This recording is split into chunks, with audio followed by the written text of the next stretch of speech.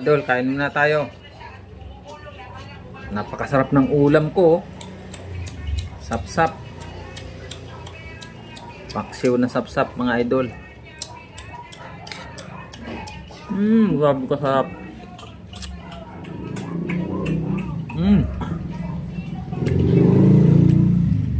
Sapsap.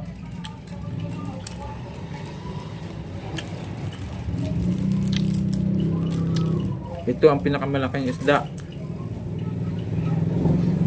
Dahil tinawag itong sapsap. Wala nang ibang malaki pang isda kundi ito. Sapsap. Sinasapsap daw yung mga ibang isda.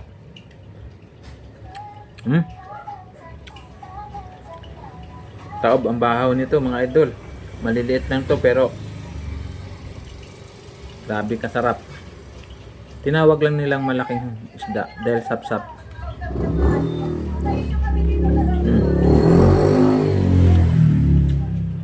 Ito ang kwento ng sapsap. Kaya sa lumaki dahil sa tawag sa kanyang sapsap.